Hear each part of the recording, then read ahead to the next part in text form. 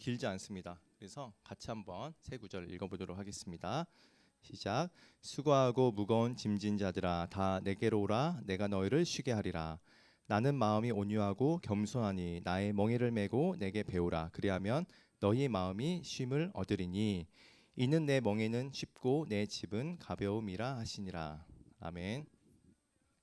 반갑습니다.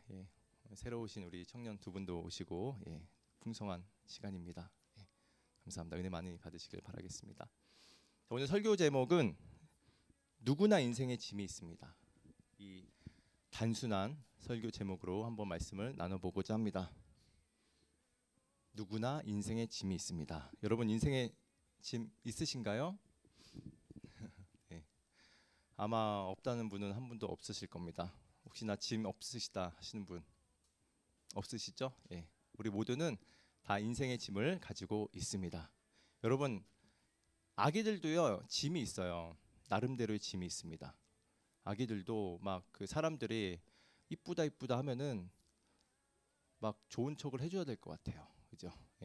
그리고 배고프면 엄마한테 밥 달라고 해야 되고 짐이 있습니다, 여러분. 그리고 학생들도 짐이 있죠. 공부에 대한 압박감, 중간고사, 기말고사, 시험에 대한 압박감과 그리고 이 사람들 친구들과의 관계 가운데서도 그 압박감과 그런 관계에 대한 짐이 있습니다. 어른들도 짐이 있죠, 여러분. 가장들에게도 짐이 있습니다. 우리 자녀를 어떻게 가족을 잘 살필까 또 그 짐이 있는 것이고 엄마들도 다 짐이 있습니다. 어떻게 우리 남편을 잘 섬기고 우리 자녀들을 잘 키울까 그 짐이 있는 것이죠. 청년들은 어떻습니까, 여러분?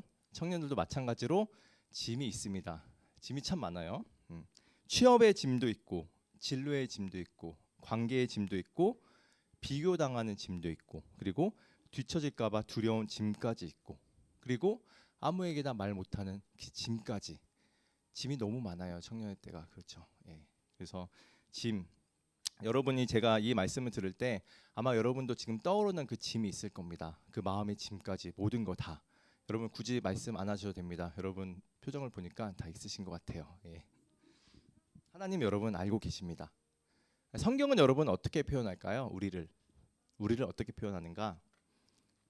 시편 127편 2절에 이렇게 말씀하세요. 너희가 일찍이 일어나고 늦게 누우며 수고의 떡을 먹음이 헛되도다 이렇게 말씀하셨어요. 근데 이걸 제가 본문을 설명하려는 게 아니라 중요한 게 뭐냐? 성경은 우리를 뭐라고 하느냐? 수고의 떡을 먹는 자 이렇게 말하고 있습니다. 자, 성경에서도 우리가 수고해야 먹는 자다. 인생은 원래 짐을 갖고 사는 것이다. 인정 지금 하고 있는 것입니다. 수고의 떡을 먹는 자다. 우리에게 성경도 그렇게 말하고 있는 것입니다. 인생은 원래 짐을 지고 가는 것이야라고 말씀해 주고 계시는 거죠. 여러분 그 영어에 짐이라는 거 혹시 알고 계시나요? 영어로 뭘까요? 짐. 체육관 말고 거꾸로 하면 안 돼요. 그거 하려고 그랬어요. 짐이 뭘까요, 영어로? 짐. 제가 발음 한번 해보겠습니다. burden이에요, 여러분. burden. 발음 좋죠? burden. burden이 짐이에요. 그래서 이게 어떠한 들어올려야 되는 무게입니다. 엽기같이 내가 막 들어올려야 되는 그 무게고 또 사람을 눌러 짓누르는 무게예요. 위에서 막 누르고 있는 겁니다. 그래서 여러분 그 주보에 보면 이 청년이 그냥 무거운 것을 막 힘들게 지고 있잖아요. 그죠? 여러분 우르사 광고 옛날에 봤어요? 우르사 광고 보면은 어떤 그 중년 남자의 등에 업습니다. 누가? 곰이. 너무 힘들어하는 거예요. 그 짐이 너무 힘들고 그런 가운데 뭘 먹습니까? 우르사를 먹었더니 그 곰이 사라집니다. 그래서 그 짐들 이게 뭐예요? 벌든이라는 거예요. 그 벌든은 뭐냐? 짐인데 이건 단순한 무게가 아니라 무거운 무게가 아니라 우리 삶에서 오는 우리 인생의 안에서 찾아오는 눌러버리는 그 죄책감과 압박 이런 것들을 말하고 있습니다. 이 짐들 이게 바로 원어 그 벌든에서 온 거예요. 우리 중에 여러분 이 짐은요 외적으로 보이는 짐들이 있습니다. 만약에 취업 준비생들은 어떠한 짐이 있을까요? 딱 봐도 알죠. 취업에 대한 짐이 있겠구나. 또 입시 준비생들은 입시에 대한 그 짐이 있겠구나. 우리가 딱 봐도 압니다. 그런데 눈에 보이는 짐이 있는 반면에 그런데 눈에 보이지 않는 짐이 있어요. 그게 뭡니까? 이 마음의 짐입니다. 겉으로는 멀쩡해 보여요. 그런데 혼자 있을 때는 더 무거워지고 그런 짐들이 있다라는 것입니다. 여러분도 혹시 그런 짐 하나씩 있지 않나요? 마음속에 있는 그 짐, 겉으로 보이는 짐이 아니라 여러분만이 알고 있는 그 짐이 있으실 겁니다. 어떤 사람에게는 여러분 심지어 이 사람이 힘이 아니라 짐이 되는 사람도 있어요. 예. 그래서 심지어 가족이 짐이 되기도 합니다. 이 말을 여러분 불편하게 들리실 수도 있겠지만 하지만 성경은 현실을 외면하지 않습니다.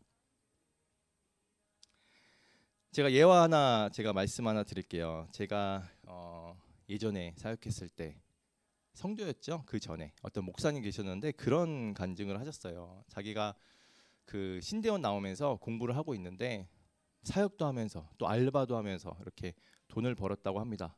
왜냐하면 자기 동생이 너무 아팠대요.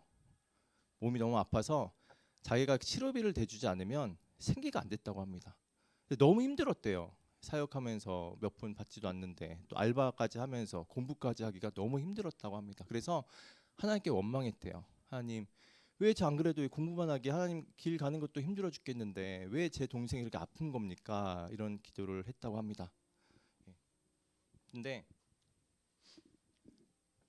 자기 동생이 짐처럼 느껴졌대요. 너무 힘들어서. 근데 더 중요한 게 뭐냐? 그렇게 생각하는 자기가 또 그 마음에 짐이 있다고 합니다. 자기 동생한테 짐이라고 생각했던 그 또 하나의 짐. 그럼 그래서 그 짐 때문에 도망치고 싶었대요. 이 목사님께서 학교 다녔을 때. 그런데 여러분, 근데 도망친다고 해서 그 짐이 사라지는 것은 아닙니다.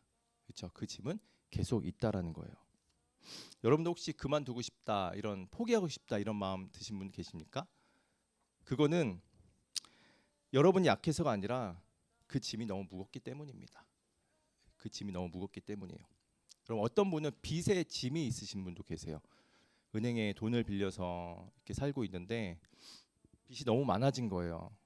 그래서 이거를 갚을 수가 없는 겁니다. 계속 이자는 붙고 상황은 더 어려워지고 하다 보니까 어떤 사람이 이제 목숨을 끊어야겠다 이렇게 생각한 거예요. 그 짐이 너무나 무거워서. 여러분 짐이 너무 무거워서 목숨 끊는 사람도 있습니다. 그죠? 그런데 여러분 그렇다고 해서 짐이 사라질까요? 그 빚의 짐이 그 빚 누구한테 갑니까? 가족들한테 가는 겁니다. 자기 자녀들에게 가는 거고 자기 아내에게 가는 거고 여전히 짐은 있는 거예요. 그리고 또 하나가 있습니다. 목숨을 끊었다고 생각해 보세요. 그러면 그 생이 마지막입니까? 우리에게 뭐가 있어요? 한 번 죽는 것은 사람에게 정해진 것이요 그 후에는 심판이 있으리니 다음 생애가 기다리고 있습니다. 하나님이 심판의 자리로 부르시는 거예요. 하나님이 주신 생명을 내 스스로 끊고 주님 앞에 섰을 때에 하나님의 어떠한 장면이 여러분 하나님 어떻게 평가하실까요? 그러니까 이 짐을 여러분 벗을 수가 없는 것입니다. 와 죽으려고 해도 죽을 수도 없고 그렇다고 이 짐을 내 힘으로 하려고 하니 어떻게 해결도 안 되고 우리 인생이 이런 겁니다, 여러분. 어떻게 해야 돼요, 여러분? 너무 힘드시죠? 자, 그래서 오늘 같이 우리가 읽어보도록 하겠습니다. 하나님께서 우리에게 무슨 말씀하시는지 자, 한번 읽어보겠습니다. 시작. 수고하고 무거운 짐진 자들아 다 내게로 오라 내가 너희를 쉬게 하리라 이렇게 말씀하셨어요. 하나님은 여러분 아까도 말씀하셨지만 우리가 인생에 짐이 있다라는 것을 다 알고 계십니다. 지금 수고하고 무거운 짐진 자들아라고 말씀하시는 것은 나도 다 안다라고 말씀하시는 거예요. 너희의 수고를 다 안다. 짐이 있다라는 것을 다 안다. 하나님 우리를 너무 사랑하셔서 우리에게 무슨 말씀하시냐? 너 힘든 거 알아. 그런데 이제 나에게 와. 내가 너희를 쉬게 하겠다 이렇게 말씀하시는 거예요. 여러분 중요한 것은 여기서 다라고 했습니다. 이 다라는 건 누가 포함된다라는 거예요? 여러분 한 분 한 분 다 포함된다라는 거예요. 모두에게 한 명도 빠짐없이 모두가 다 예수님께 나아가면 쉼을 얻을 수 있다라고 주님께서 말씀해주고 있는 것입니다. 이것은 지금 정리가 잘 되고 잘 살고 있는 사람에게 말하고 있는 게 아니에요. 하나님 오히려 지금 절망 가운데 있는 사람 그런 사람에게 초대장을 지금 보내고 있는 것입니다. 나에게 와라. 내가 너희를 쉬게 하겠다. 여러분 주님께 나아가면 짐이 주님께서 해결해 주신다고 말씀하셨어요. 그래서 오늘 이 짐에 관련해서 4종 세트를 다 말씀드리도록 하겠습니다. 이 4개 빼곤 여러분 짐이 없어요. 여러분이 궁금했던 사실도 이 안에 다 들어가 있습니다. 주님께 나아가면 여러분 사라지는 짐이 있습니다. 어떤 짐이 있을까요?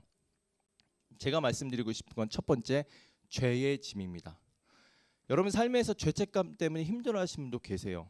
잘못 실수해가지고 사람을 어떻게 힘들게 했다거나 그런 게 계속 죄책감은 남아 있어가지고 삶을 오히려 반성하는 의미에서 자기 어떠한 육신의 고통을 가하면서 그걸 해결하는 사람들도 있습니다. 예를 들어서 만약에 운전을 하다가 실수로 사람을 죽였거나 이런 일이 있을 때 굉장히 마음이 힘들 수 있거든요. 아니면 죄책감. 내가 이렇게 살아왔는데 하나님 말씀 보니까 와 이게 너무 큰 죄였어. 근데 이 죄를 해결해야 되는데 나의 힘으로 어떻게 해결이 안 되는 겁니다. 그래서 본인들이 해결하려니까 자꾸 어떤 고행을 통해서 해결하려고 하는데 그런데 주님께 나아가면 어떻게 된다? 하나님께서 우리에게 용서해 주시는 겁니다. 예수님께서 우리의 모든 죄책감을 다 용서해 주세요. 왜냐하면 예수님을 믿게 되면 나의 중심에 누가 계시는 거예요? 예수님이 계시는 겁니다. 예수님, 죄가 없으신 분이 내 안에 계시는 거기 때문에 죄책감에 대한 이 짐이 사라지는 거예요. 예전에 여러분 혹시 지존파 아시나요?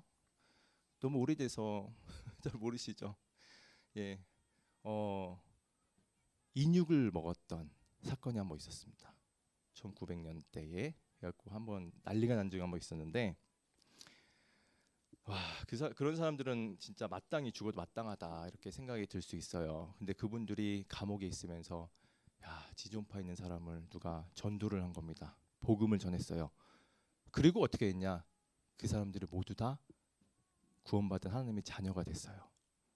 그리고 예수님께서 다 용서해 주셨습니다. 지금 그 죄가 굉장히 큰데도 불구하고 예수님께서 용서하셨어요. 그러니까 우리가 죄 용서를 받는 게 그 죄가 무거워서 용서를 못 받는 게 아니라 주님께 나아가지 않았기 때문에 용서 못 받는 겁니다. 그래서 예수님 믿으면 우리의 죄책감 이런 것들을 다 하나님께서 사라지게 해주신다. 믿으십니까 여러분? 혹시 마음에 죄책감 힘든 분 계신다면 예수님께 다시 나아가시길 바라겠습니다. 예. 자, 두 번째는 또 있어요 여러분. 사라지게 하시는 또 주님의 우리의 짐이 있습니다. 그게 뭐냐면 걱정과 두려움이에요. 여러분 이상하죠? 나 예수님 믿는데 왜 나 걱정과 두려움이 근심이 아직까지 있지? 생각하실 수도 있어요. 근데 여러분 근심과 걱정은 미래에 대한 불안입니다. 미래에 대한 불안이에요. 근데 여러분이 잘 생각하시면 걱정과 불안은 누구에서부터 온 거냐면 내가 나의 삶의 주인일 때 걱정과 불안이 옵니다. 왜? 내가 어떻게 해야 될 것 같은 생각이 들거든요. 근데 예수님 믿게 되면 어떻게 되는가? 예수님을 나의 구주로 모시게 되면 걱정과 근심에 대한 어떠한 그 원인 이런 것들을 권한이 없어지는 거예요.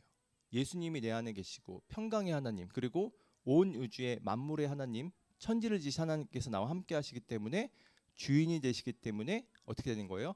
걱정과 근심이 사라지게 되는 것입니다. 여러분이 근데 예수님 믿고 나서 믿는데도 내가 왜 걱정과 불안에 지금 있는가 생각해 보실 때 지금 현재 내가 누구를 중심에 두고 살아가는가를 잘 생각해 보세요. 나일 가능성은 굉장히 큽니다.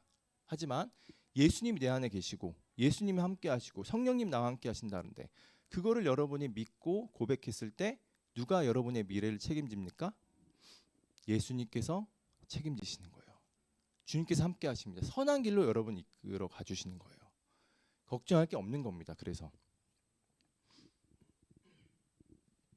여러분 그래서 굉장히 중요한 게 하나가 뭐냐면 인생의 주인을 바꿔야 되는 거예요. 누구로? 예수님께로. 예. 여러분이 자리에 앉는다고 해서 다 예수님 중심으로 계신 게 아닐 수 있습니다. 여러분 저도 왔다 갔다 할 때가 있어요. 근데 우리가 점검해 봐야 돼요. 아, 내 안에 주님 계시는구나. 그래서 성경에 보면 여러분 걱정하지 말라, 근심하지 말라. 이사야 43장에 그런 말씀 있죠. 두려워하지 말라, 내가 너와 함께 함이니라. 놀라지 말라, 나는 내 하나님이 됨이니라. 내가 너를 굳세게 하리라. 참으로 너를 도와주리라. 참으로 나의 의로운 오른손으로 너를 붙들리라라고 말씀하셨는데 여러분 그 두려워하지 말라 이 말씀이 성경에 365개 정도 있다고 합니다. 거의 하루에 하나 정도 365일 그 정도로 하나님께서 많이 말씀하시는 거예요. 주님께 나아가면 여러분 짐이 사라지는 게 두 개 있다고 말씀드렸습니다. 뭡니까? 죄책감 그리고 걱정과 근심 이게 사라진다고 말씀드렸어요. 주님께서 말씀하셨습니다. 수고하고 무거운 짐진 자들아 다 내게로 오라 내가 너를 쉬게 하리라. 정말 주님께서 우리에게 쉼을 주고 계십니다. 그리고 짐을 사라지게 해주신다라는 거예요. 자, 그런데 제가 두 가지를 더 말씀드릴 게 있습니다. 세 번째, 예수님께 가도 즉시 사라지지 않는 짐이 있어요. 여러분 그런 짐이 있어요? 예수님께 나아가면 다 사라져야 되는 거 아니에요? 근데 왜 짐이 아직도 있는 겁니까? 라고 생각할 수 있는데 제가 예화 하나 드리겠습니다. 여러분 이거는 실제로 여러분 이런 가정이 있어요. 제가 잠깐 말씀드리자면 어떤 남자분이 결혼했는데 불륜을 저지른 겁니다. 불륜 저지르면 안 되잖아요. 그죠? 한 여자만 사랑해야 되는데 불륜을 저질렀어요. 이 사실을 알고 아내랑 별거를 하게 됩니다. 아내가 나가고 그리고 자녀들도 너무 충격 먹어가지고 집을 나가버렸어요. 그리고 나서 이 남자분이 좀 마음이 상심이 오고 힘들어서 그러고 있다가 누가 전도를 한 겁니다. 예수님을 받아들였어요. 예수님 믿겠습니다 이랬습니다. 그런데 여러분 믿었으니까 이제 어떻게 돼야 돼요? 짐이 사라져야 되죠. 여러분 어떻게 되겠습니까? 갑자기 예수님 딱 믿고 나서 다음 날 아내가 찾아오고 자녀가 찾아올까요? 어떨 것 같아요, 여러분? 우리는 그러지 않나요? 예수님 믿으면 하나님 왜 믿는데도 왜 안 바뀌죠? 왜 이렇게 오래 걸리죠? 5년이 되고 10년이 되는데 왜 안 바뀌죠? 라고 여러분 생각 들 수도 있어요. 그렇죠? 자, 이런 분에게 하나님께서 뭐라 말씀하시는가? 자, 11장 29절 이렇게 말씀하세요. 나는 마음이 온유하고 겸손하니 나의 멍에를 메고 내게 배우라. 그리하면 너희 마음이 쉼을 얻으리니. 자, 뭐 하라고요? 빨간 줄로 제가 해놨죠? 내게 배우라. 이 분을 말씀드리자면 이분이 예수님 믿었어요. 그리고 나서 어떻게 했냐? 1년이 되고 예수님께 나아가면서 말씀대로 주님께 배우고 2년이 되고 배우고 5년이 되게 배우고 7년이 되고 배우고 그렇게 말씀대로 하나님 말씀 잘 배우고 있다가 이제 아내한테 다시 돌아간 겁니다. 하나님이 용서를 구하라 이렇게 말씀을 주셨어요. 그래서 가서 아내한테 잘못했어. 내가 잘못했으니까 우리 다시 재결합하자. 근데 처음에는 아내가 어떻게 했습니까? 여기가 어디라고 여기로 와요. 안 돼요. 제가 얘기했잖아요 하면서 거절했었을 거예요. 그런데 계속 갑니다. 내가 잘못했어. 그렇게 몇 번을 하다 보니까 하나님 또 그 여자의 마음을 또 바꿔주셔가지고 그럼 우리 좀 다시 한번 만나보자 하면서 다시 재결합을 했다.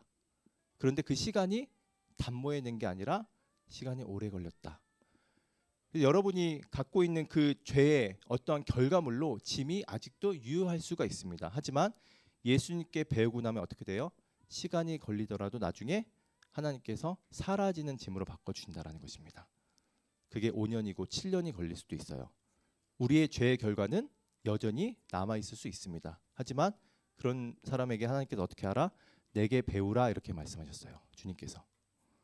그죠? 그래서 여러분 신앙은요 단거리 달리기가 아닙니다. 오늘부터 철야를 하고 한 달 했으니까 하나님 바꿔주세요 이게 아니라 이 신앙은요 배우는 삶입니다. 배우는 삶이에요. 하나님 말씀대로 주님 말씀대로 잘 나가면서 장거리 달리기라고 볼 수 있는 것이죠. 자, 세 번째 저희가 봤습니다. 뭐예요? 아직 사라지지 않는 짐도 있다. 시간이 걸리는 짐도 있다라는 겁니다. 마지막으로 살펴볼 게 있습니다. 그게 뭐냐면 예수님께 가도 평생 남는 짐이에요. 주님께서 말씀하셨죠? 나에게 오라. 내가 너에게 쉼을 주겠다. 수고하고 무거운 짐진 자라 다 내게로 오라라고 말씀하셨는데 그런데 평생 남는 짐이 있다? 여러분 이 부분을 좀 생각해 보기를 원합니다. 짐이 사라지지 않았다라는 거예요. 근데 여러분 예수님께 나아가면 어떻게 되는가? 짐이 더 이상 내 짐이 아니라는 것을 깨닫게 됩니다. 짐인데 예전이랑 달라요. 그 짐이 더 이상 짐같이 안 느껴져요. 여러분 혹시 이분 아십니까? 천정은 자매님. 다니엘 기도회 영상 한번 간증 시간을 제가 본 적이 있는데 이분은 암 말기였습니다. 근데 하나님이 안 고쳐줬어요. 근데 보통 암 환자들 치료된 다음에 하나님께 나아간 그 간증 시간 갖잖아요. 하나님 치료해 주셨습니다. 하지만 천정은 자매는 계속 마음 알기입니다. 말기예요. 그런데 이 항암 치료를 165번이나 했는데도 그렇게 했는데 하나님께서 안 데려가셨습니다. 계속 말 암기로 살고 있는데 지금 이 자매가 어떤 고백을 했냐면 자기는 아프고 지금 언제 죽을지 모르겠지만 자기 마음은 너무 평안하다는 거예요. 예. 왜? 주님이 함께 하시고 내가 지금 믿음의 길을 가고 있다라는 것을 하나님이 알려주셨다라는 것입니다. 그리고 이 자매가 간증하러 다녀요. 어떤 간증? 주님께서 살아계신다. 본인은 암 말기인데도 불구하고 그리고 하나님께서 나에게 평강을 주신다. 여러분도 예수님 믿으세요라고 복음을 전하러 다닙니다. 왜 천정은 자매가 이런 암 말기인데도 불구하고 이렇게 평안한 마음을 가질 수 있었을까? 여러분 궁금하지 않으세요? 자, 여러분 약간 자 보세요. 마태복음 11장 30절에 이렇게 말씀하십니다. 이는 내 멍에는 쉽고 내 짐은 가벼움이라 하시니라 이렇게 말씀하셨습니다. 뭐라고요? 내 멍에는 쉽고 내 짐은 가벼움이라. 지금 예수님께서 뭐라 말씀하시는 거면요. 네가 지금 갖고 있는 암의 질병 너의 짐이 아니다. 나의 짐이고 그리고 나와 함께 맬 짐이다. 너는 어떻게 살아야 되냐? 바로 멍에가 뭡니까 여러분? 이 사진에 보면 소 두 마리가 있어요. 하나는 숙련된 소입니다. 하나는 아직 미숙한 소예요. 누가 끌까요 여러분? 밭을 가는데 예, 그 숙련된 그 소가 끌게 되는 겁니다. 예수님께서 말씀하셨어요. 이는 내 멍에는 쉽고 내 짐은 가벼움이라 하시니라. 왜 가벼울까요? 예수님께 나아가면 예수님께서 지고 가시는 거거든요. 여러분은 방향만 따라가는 겁니다. 예수님이 모든 짐을 다 짊어가고 계시는 거예요. 그래서 천정은 자매도 그런 암 말기인데도 불구하고 평안한 마음 가운데 그렇게 복음을 전할 수 있었던 겁니다. 그래서 여러분 네 가지 모든 짐을 다 세트로 해봤어요. 여러분 이 안에 이젠 더 없습니다. 그죠? 사라지는 짐이 있고 사라지지 않는 짐이 있고 그리고 처음에는 사라지지 않는 것처럼 보이지만 하나님께서 또 회복을 주는 그 짐이 있어요. 예, 그 네 가지입니다, 여러분. 여러분이 청년 때에 여러분 인생의 짐을 혼자 지고 가기 너무나 힘들 겁니다. 그렇죠? 그래서 여러분은 우리가 오늘 사실 답은 나왔어요. 이걸 설교를 듣고 이건 내 얘기다 하시는 분들은 여러분 하나님께 솔직하게 고백하십시오. 주님, 저입니다라고 고백하시기 바랍니다. 그리고 예수님께 나아가시길 바랍니다. 주님, 저 혼자 멍에를 매는 것이 아니라 주님께 나아감으로 주님의 멍에를 함께 매며 짐이 가벼워지는 그런 삶을 살게 하여 주시옵소서. 그리고 누구께 배워요? 그분께 가서 배우는 겁니다.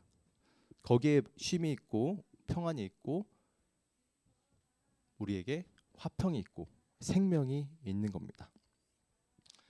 오늘 말씀을 통해서 여러분 인생의 짐을 솔직하게 돌아보셨으면 좋겠습니다. 그래서 오늘 주님 내 지금 자리에 누가 주인으로 살고 있는지 다시 한번 점검해 보는 시간 가졌으면 좋겠어요. 그래서 주님 제 안에 주님으로 살길 원합니다. 제 안에 주님이 주인 되심으로 살길 원합니다. 우리의 죄를 용서하시고 또 예수님의 십자가로 다시 저를 정해 주시길 원합니다. 이제는 제가 아니라 제 삶의 주인은 주인입니다라는 고백으로 우리가 청년의 때에 시기를 잘 맞이했으면 좋겠습니다. 예, 그렇게 살아가시는 한 주 되시고 또 모든 짐과 또 모든 또 어려움 이런 것들을 다 주님께 맡김으로 늘 평강의 하나님을 모시고 주님과 함께 거하는 저와 여러분 되시기를 간절히 소망합니다. 아멘. 우리 같이 찬양할 텐데 제가